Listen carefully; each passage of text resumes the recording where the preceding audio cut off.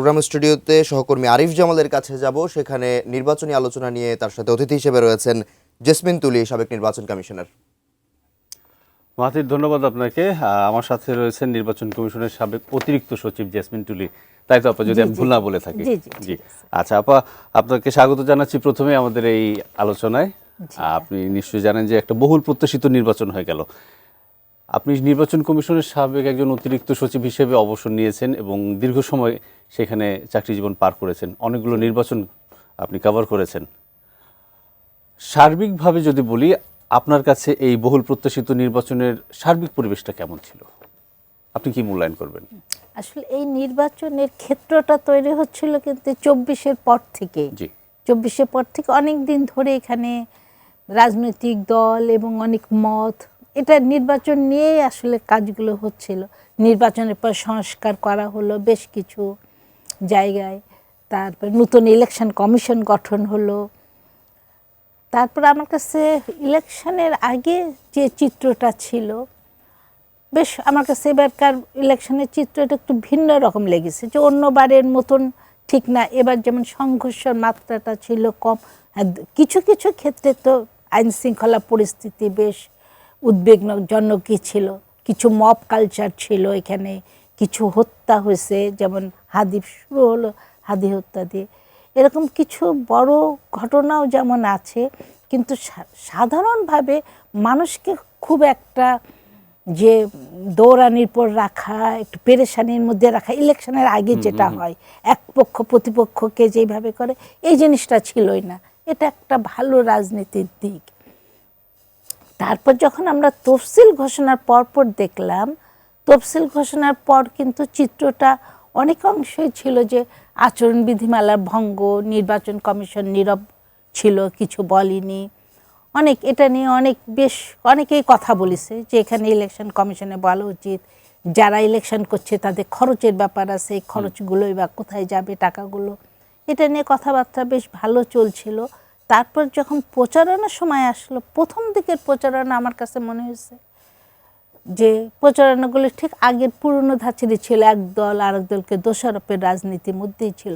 কিন্তু কিছুদিন পরে এটা থেকে বের হয়ে এসছে, বের হয়ে এসে মোটামুটি তারা ভোটারের জন্য কি করবে, ভোটারের জন্য ভবিষ্যতে কি আছে, কেমন দেশ হবে, এটা নিয়েও তারা কথাবার্তা শুরু করে। এবং আসলে এই দুইটা জোট এক সময় কিন্তু একই সাথে রাজপথে ছিল, সরকারেও তারা ছিল। এবার তারা যে কোনো কারণেই হোক, একটা দল বড় দল না থাকাতে এখন তারা মুখামুখি, তারা প্রতিপক্ষ হিসাবে নির্বাচনে অংশগ্রহণ করেছে।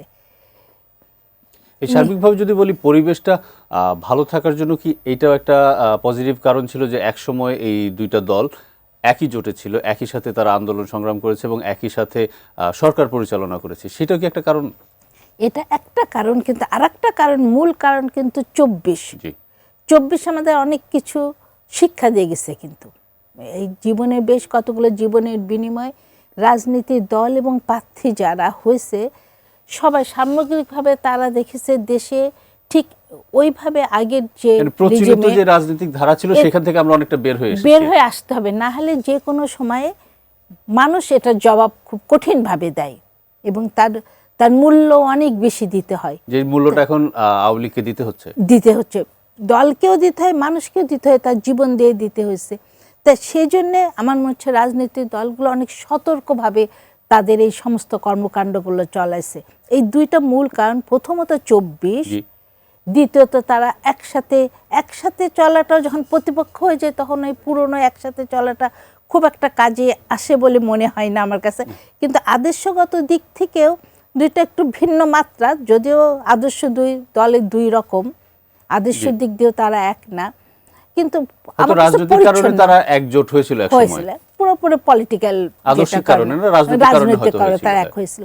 কিন্তু আমার কাছে এবার অনেক পরিচ্ছন্ন মনে হয়েছে সবকিছু। ইভেন দেখেন ইলেকশনের দিনও যদি আমরা দেখি, অন্যবারে ইলেকশনের চাইতে এবারকে ইলেকশন অনেক শান্তিপূর্ণ ছিল, সংঘর্ষ ছিল বাংলাদেশের রাজনৈতিক প্রেক্ষাপটে। আসলে এই নির্বাচনী প্রচারের সময় বলেন আর নির্বাচনের দিন বলেন, একেবারে কিছুই হবে না, এটা আসলে প্রত্যাশা করা একেবারে সেটাই। সেই তুলনায় নিশ্চয়ই কম হয়েছে, অনেক কম, সেই তুলনায় অনেক কম। তার মানে কম কেন হয়েছে? নিশ্চয়ই তাদের কর্মী সমর্থকরা সংযত আচরণ করেছে। এবং কেন্দ্রের হয়তো সেই ধরনের নির্দেশনা ছিল বা কেন্দ্র অনেক কঠিন ছিল যাতে এই ধরনের সহিংসতা বা অপ্রীতিকর কিছু হলে কেন্দ্র থেকে ব্যবস্থা নেওয়া হবে, এই ধরনের হয়তো তাদের ভয় ছিল কর্মীদের মনে। নেতৃস্থানে একটা মেসেজ ছিল। আর তার চাইতে সরকারের একটা বড় আইন শৃঙ্খলা যে সমস্ত পরিবেশগুলো ঠিক করার জন্য প্রয়োজন হয়, 9 লক্ষের উপরে কিন্তু এখানে আইন শৃঙ্খলা বাহিনী ছিল। মানে এমনভাবে বলয় তৈরি করা হয়েছে যে সহজে কেউ কিছু করাটা সাহস পাবে না। এটা একটা মানে পরিবেশটাকে নিশ্চিত করা হয়েছে, ভোটার যেন নিরাপদে আসতে পারে, সেটা একটা জায়গা। আর একটা হলো রাজনৈতিক দলের নেতৃত্ব স্থানীয় থেকে তাদের কর্মীদের প্রতি একটা সতর্ক বার্তা ছিল, তারা ইলেকশনে যেন কোনো ধরনের সমস্যা সংঘাতে না জড়িয়ে যায়। এই কারণে পরিবেশটা অন্য যে কোনো নির্বাচনের তুলনায় আমার কাছে এবার অনেক ভালো একটা পরিবেশ মনে হচ্ছে। কিন্তু পরিবেশের আবার আর একটা দিক আছে, যেটা গুজব দ্বারা পরিবেশ করা, মানে মনস্তাত্ত্বিক, সোশ্যাল মিডিয়া একটা বড় প্রভাব রেখেছে। হ্যাঁ, এটা মনস্তাত্ত্বিকভাবে মানুষকে এলোমেলো করে দেয় সোশ্যাল মিডিয়া। মানে অনেক সময় সোশ্যাল মিডিয়া কোনো গুজব এমনভাবে ছড়ায় যে ওটা সত্যি কি মিথ্যে এটা মানুষ বুঝতে পারে না, তার চিন্তাকে সে ঘুরপাক খায়, মানে এলোমেলো থাকে, তার সিদ্ধান্ত গ্রহণের ক্ষেত্রে সে দ্বিধা হয়ে যায়। এবারে সোশ্যাল মিডিয়ার প্রভাবটা কিন্তু সাংঘাতিকভাবে মানুষকে, প্রথমবারের মতো একটা জাতীয় নির্বাচনে সোশ্যাল মিডিয়া খুব বড় ভূমিকা রেখেছে, বা সেটা পজিটিভ অর্থে বা নেগেটিভ অর্থে যাই বলেন। হ্যাঁ, মানে দুই দিকে কাজ করে, বেশি হয়েছে মনে হয়। হ্যাঁ, মানে দুই দিকে কাজ করেছে। সোশ্যাল মিডিয়ার দুইটা ভূমিকা থাকে, কে কেমন ভাবে ব্যবহার করছে তার উপর নির্ভর করে। তো কিন্তু গুজবের মাত্রা অনেক বেশি চলবে। ইলেকশনের আগের দিন রাত্রে যেভাবে গুজবটা ছড়াইছে না, এখান থেকে সত্যিটা বের করে আনাও আমার কাছে মনে হচ্ছে বেশ কঠিন হয়ে যাবে। সাধারণ মানুষের জন্য খুব কষ্টকর ছিল আসলে বিষয়টা। এবং কারণ সাধারণ মানুষ অনেকেই আছেন যারা এই সোশ্যাল মিডিয়ায় কোনো ইনফরমেশন পেলে প্রথম দফায় বিশ্বাস করে ফেলেন, পরবর্তীতে হয়তো সেটা মিথ্যা প্রমাণ হয়, কিন্তু প্রথম দফায় যারা বিশ্বাস করেন তারা পরবর্তীতে আবার এটা মিথ্যা সেটাও বিশ্বাস করতে চান না হয়তো। মানে সেটা নিয়ে তখন ইন্টারেস্ট শো করে না, মানে তার একটা বিশ্বাস মনের মধ্যে গেঁথে যায়। সেই জন্য আমার কাছে মনে হচ্ছে সোশ্যাল মিডিয়াটাও কিন্তু এবার খুব ভুগাইছে মানুষকে একদিক দিয়ে। এবং সামনে এটা তো আরো হবে, কারণ সোশ্যাল মিডিয়ার প্রভাব তো কমবে না, কমার কোনো সুযোগ নেই, সামনে আরো বাড়বে। আর এমন ভাবে তৈরি, এটা সাধারণ মানুষের পক্ষে সত্যি মিথ্যে যাচাই করা কোনো ব্যাপারই মানে পারবেই না, সম্ভবই না। মানে যার চিন্তা থেকে যদি না হয়, মানে তার চেষ্টা থেকে যদি না করে যে এটা দেখে আগে যাচাই করে তারপরে ভাবি এটা কি, কিন্তু সেটা তো ভাবার অবকাশ থাকে না। মানুষ দেখা মাত্র তার ব্রেনে চলে যায় জিনিসটা। আসলে বাংলাদেশের ইতিহাসে খুব আলোচিত আগের দুইটি নির্বাচন, একটি হচ্ছে 90 স্বৈরাচার পতনের পরে 91-তে যে নির্বাচনটি হলো, যার মধ্যে দিয়ে বিএনপি ক্ষমতায় আসেন। আরেকটি ছিল হচ্ছে 111 সরকারের পরবর্তীতে 2008 সালের যে নির্বাচন। এবং আলোচিত গ্রহণযোগ্য হিসেবেও এই দুটি নির্বাচনকেই আসলে আলোচনায় নিয়ে আসেন।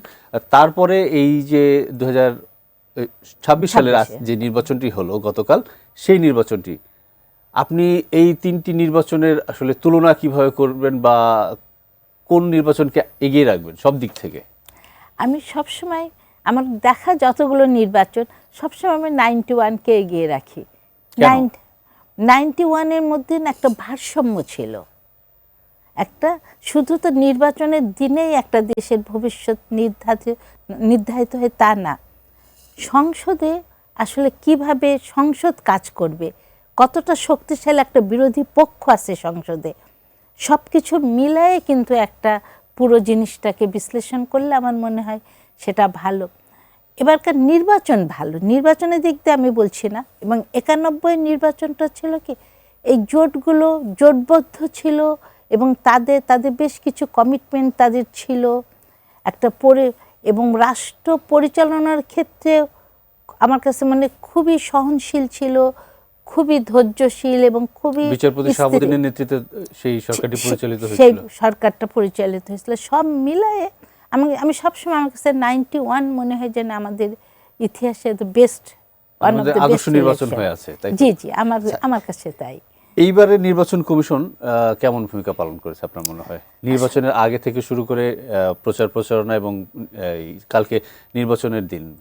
আসলে নির্বাচন আজকের দিনে নির্বাচন কমিশনের ভূমিকা বললে একটু বেমানান লাগবে, কারণ কালকে নির্বাচনটা যাই করুক নির্বাচনটা সুষ্ঠুভাবে তুলেছে। কিন্তু শুরু থেকে নির্বাচন কমিশন অনেক ক্ষেত্রে সিদ্ধান্ত ঠিক যেরকম ভাবে দেওয়া বা যেরকম হওয়া উচিত ছিল না। প্রথম সিদ্ধান্তের দিকে যদি আমরা যাই তাহলে পলিটিক্যাল পার্টি রেজিস্ট্রেশন ছিল, সীমানা নির্ধারণ ছিল। সীমানা নির্ধারণে দেখেন তাদের যে সিদ্ধান্ত সেটা কোর্টে চ্যালেঞ্জ হয়েছে, আবার নির্বাচন স্টিক হয়েছে, আবার এটাই হয়েছে। এই জটিলতা একটা প্রেক্ষাপট সেটা পার করতে হয়েছে। দ্বিতীয় হলো পলিটিক্যাল পার্টি রেজিস্ট্রেশনের সময় আমরা দেখেছি কোনো দল ইলেকশন কমিশনে যে ধর্ণা দিছে বসেছে সে দলের রেজিস্ট্রেশনের জন্য, মানে সেটাও একটা ইভেন তফসিল ঘোষণার পরেও রেজিস্ট্রেশন হওয়া কি এটা গেছে। এই জিনিসগুলো আমার মনে হয় ইলেকশন কমিশন আরও তাদের ফার্ম ডিসিশনটা থাকা উচিত ছিল। তারপরের ধাপে যেটা হয়েছে প্রতীক নিয়ে হয়েছে, একটা দলের সামান্য একটা প্রতীক, এই যে সমঝোতা শাপলা কি শাপলা করলে হবে না, সেটা ছিল একদিনের সিদ্ধান্তের ব্যাপার, তাদের সাথে বসে সমঝোতা। কিন্তু এটা নিয়ে অনেক দিন, এবং আপনারা সংবাদ যারা মাঠে সংবাদ তারাও এটা নিয়ে অনেক ছুটেছে, কি হবে না হবে, গলি কেন বেঁধে। কিন্তু জিনিসটা ছিল দেখেন একটা জাতীয় ইস্যুর কাছে জিনিসটা ছিল খুবই ছোট একটা ইস্যু, কিন্তু সেটা এত বড় করার তো দরকার ছিল না। একসময় মানে নির্বাচনটা অনেকটুকু আশঙ্কার মধ্যে পড়ে গিয়েছিল বলা যায়। অনেকেই বলছিলেন যে মানে এটা নিয়ে নির্বাচনটা একটা নেতিবাচক দিকে চলে যেতে পারে। সেটা এটা একটা ছোট্ট ইস্যু ছিল যেটা একটা দলের সাথে ইলেকশন কমিশন একদিনে ফয়সালা হয়ে যাওয়ার কথা, সেটা পরবর্তীতে হয়েছে। হ্যাঁ হয়েছে, বেশ দেরিতে, কিন্তু এতটা সময়তে এই কাজে ঠিক যায় না, এই একটা জায়গা ছিল। তারপরে ছিল বেশ যে আচরণ বিধিমালা যেভাবে লঙ্ঘিত হচ্ছিল, এবং সবসময় আচরণবিধি লঙ্ঘন কম বেশি হয়, কিন্তু এবার খুব দৃষ্টিকটুভাবে হয়েছে, মানে চোখে পড়েছে। নির্বাচন কমিশন ব্যবস্থা নেয়নি কেন? হ্যাঁ, মানে কিন্তু কি ব্যবস্থা তারা নিচ্ছে সেটাও কি দৃশ্যমান করছে না। মানুষ জানতে পারছে না যে অপরাধ করলে এর জন্য আসলে কি তাদের বিরুদ্ধে ব্যবস্থা নিয়ে হচ্ছে। সেটা যদি মানুষকে জানানো যেত মানুষ আশ্বস্ত হতো, কিন্তু এই জায়গাটা আমার কাছে শিথিলতা তাদের মনে হয়েছে। তারপরে একদম সর্বশেষ যেটা হয়েছে সেটা মোবাইল ফোন নিয়ে হয়েছে।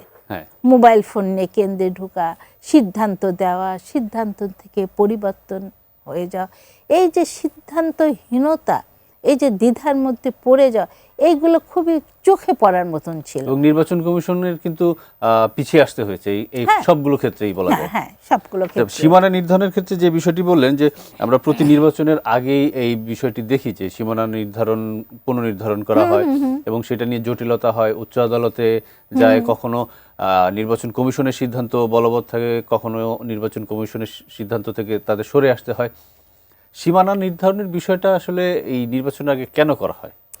আসলে সীমানাটা তো আসলে জনসংখ্যার সাথে হেরফের হয়, তো মানে এক একটা আসন জনসংখ্যা, তার ভৌগোলিক অবস্থান, অ্যাডমিনিস্ট্রেটিভি, এই কারণে এটাকে করা হয়। এই কারণে যে এই জনসংখ্যা ভারসাম্য দেখেন, এখন কিন্তু ম্যাক্সিমাম জনস্রোত চলে আসছে হলো শহরমুখী হয়ে, মানে গ্রামের এলাকায় বেশি ভোটার হচ্ছে গাজীপুরের একটি আসনে 8 লাখের উপরে। তা 8 লাখ তো অনেক দেশে টোটাল ভোটারই 8 লাখের কাছে হয়, তাহলে একটা ছোট একটা আসনে এত। এই সব কারণে সীমানাগুলো আবার পুনর্নির্ধারণ করতে অনেক সময় নদী ভেঙে যাওয়ার জন্য এক এলাকা অন্যদিকে চলে যায়। কিন্তু এই সীমানা নির্ধারণটা এর আগেও হয়েছে, কিন্তু সমস্যা সমাধানগুলো তফসিলের আগেই হয়ে যায়। এবারই তফসিলের পরেও এটা বিরাজমান ছিল। সীমানা নির্ধারণের ক্ষেত্রে রাজনৈতিক দলগুলো বা প্রার্থীদের যে সমস্যাটা হয়, হয়তো তার ভোট ব্যাংকটা এই এলাকায় আছে, এই এলাকাটা তার আসন থেকে অন্য আসনে চলে গেল। প্রথমে তো বলা হয় ইলেকশন ইঞ্জিনিয়ারিং শুরু হয় সীমানা নির্ধারণ থেকে, এই কথা থেকেই তো আসে। এটা কি আসলে সত্য? মানে এই অর্থেই হয় নাকি জনসংখ্যার ভারসাম্যর জন্যই মূলত হয়? টার্গেটেড যদি থাকে সেটা ভিন্ন জিনিস। আমি তো বলবো না যে আমাদের এই দেশে এ পর্যন্ত যত ইলেকশন হয়েছে সব ইলেকশনে যে কোনো ইলেকশন কমিশন যে পক্ষপাতিত্ব করেন এরকম কথা আমি যেহেতু ভিতরে ছিলাম আমি এটা বলতে পারবো না। মানে অনেক সময় যে হয়নি বা কোনো একটা নির্দিষ্ট আসনে হয়নি তাও ঠিক না, নিশ্চয়ই হয়েছে, নাহলে কেনই বা কথাগুলো আসবে। ব্যাপক অর্থে হয় বিষয়টা সেরকম না, ব্যাপক অর্থে তো করার আসলে সুযোগ থাকে না। আপনাকে একটা সিস্টেম মেনটেন করতে হয়, একটা সিস্টেম মেনটেন করে বেশ কতগুলো টুলস ওখানে আসে, এবং জনসংখ্যাটাও বলা হচ্ছে যতদূর সম্ভব এটাকে অনুপাতগুলো ঠিক রাখা, মানে কিন্তু দেখা যায় যে তাও করা যায় না, কারণ কোনো কোনো এলাকা আপনি সিটি কর্পোরেশনগুলো, সব সিটি কর্পোরেশনে খুব কনসেন্ট্রেটেড, এখানে মানুষ অনেক বেশি, কিন্তু এমন আছে যে খুব কয়েকটা গ্রাম বা কয়েকটা এলাকা নিয়ে কয়েকটা মানুষ বাস করে, সেখানে কিন্তু এলাকা হয়তো বড় বড়, সেই জন্য এর যে সমস্ত শর্তগুলো মেনে করতে হয়, তাতে খুব যে হেরফের করা যায় আমি তা বলছি না, কিন্তু কিছুটা হলেও করা যায়। আচ্ছা, ওই নির্বাচনী প্রচারের সময় নির্বাচন কমিশনের যেটা বললেন যে আসলে নির্বাচন কমিশনের তো একেবারে সুনির্দিষ্ট কিছু নিয়ম আছে প্রচারণার সময় বা প্রচারের আগে কি করা যাবে।